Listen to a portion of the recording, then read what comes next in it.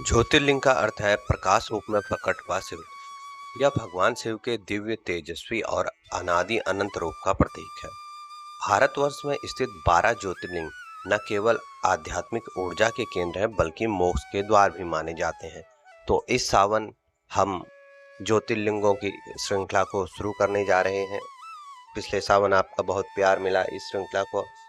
आसान रूप इस साल भी आप श्रृंखला को प्यार देंगे, अपनी भक्ति को बढ़ाएंगे और ज्योतिर्लिंगों की सभी कथाओं का श्रवण करेंगे। यदि आप सावन में इन ज्योतिर्लिंगों की कथाओं का श्रवण करते हैं तो आपको पुण्य फल की प्राप्ति होती है।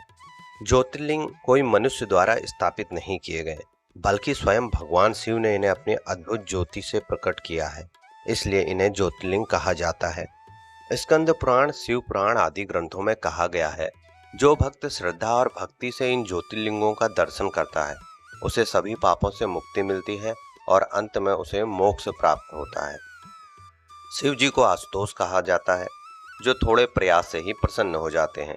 ज्योतिर्लिंगों में वे साक्षात जीवंत और प्रभावी रूप से उपस्थित माने जाते हैं। माना जाता है कि 12 ज्योतिर्लिंगों का जीवन में कम से कम एक बार दर्शन कर लेना चाहिए।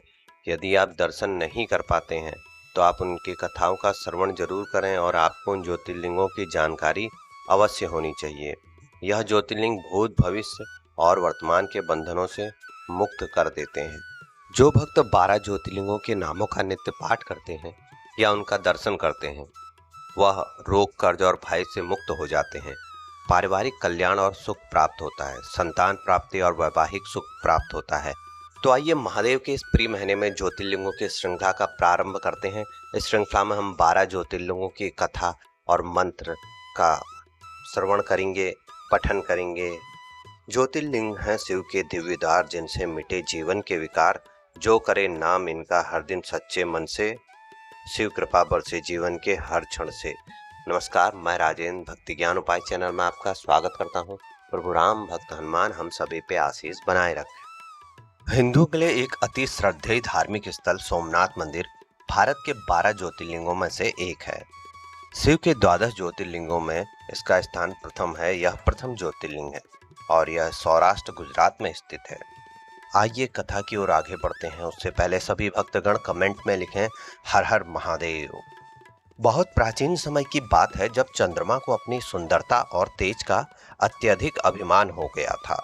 उसने दक्ष प्रजापति की 27 कन्याओं से विवाह किया था, लेकिन वह केवल रोहिणी को ही अधिक स्नेह देता था।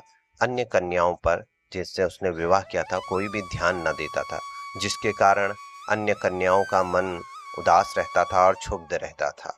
पिता के लिए सभी पुत्रियां समान होती हैं। दक्ष प्रजापति जब यह देखते हैं कि चंद्रमा इस प्रकार से अन्य पुत्रियों की उपेक्षा कर रही है तो उनका क्रोध बढ़ जाता है और वह चंद्रमा को श्राप दे देते हैं। हे चंद्र, तुम धीरे धीरे क्षीण हो जाओगे, तुम्हारा तेज खत्म हो जाएगा। श्राप लगते ही चंद्रदेव का तेज कम होने लगता है। दिन प्रतिदिन उनकी कांति, चमक मंद पड़ती गई। सारे देवता चिंतित हो उठे। इस श्राप से मुक्ति पाने हेतु और अपनी भूल का पश्चाताप करने के लिए चंद्रदेव सौराष्ट्र के प्रभास क्षेत्र में जाकर कठोर तपस्या करने लगते। कई वर्ष तक उन्होंने ओम नमः शिवाय मंत्र का निरंतर जाप किया और कठिन व्रत किया। एक दिन उनकी भक्ति देख के भगवान शिव प्रकट हुए और चंद्रदेव से बोले, हे चंद्र, तुमने सच्चे हृदय से मेरा ध्यान किया है, इसलिए मैं तुम्हें इस श्राप से आंशिक रूप से मुक्त करता हूँ। तुम अब हर माह घटते बढ़ते रहोगे और पूर्णिमा को पूर्ण हो जाओगे। तुम्हारा यह चक्र काल चक्र का प्रतीक बनेगा, यह निरंतर बिना रुके चलता रहेगा। इस प्रकार चंद्रमा को जीवन का दूसरा रूप मिला। वह अमावस्या से पूर्णिमा और पूर्णिमा से अमावस्या तक के चक्र में परिक्रमा करने लगे। यहीं पर शिवजी ने स्वयं को ज्योतिर्लिंग रूप में प्रकट किया। चंद्रमा ने उनका नाम रखा सोमनाथ, अर्थात सोम के ईश्वर, चंद्रमा के ईश्वर।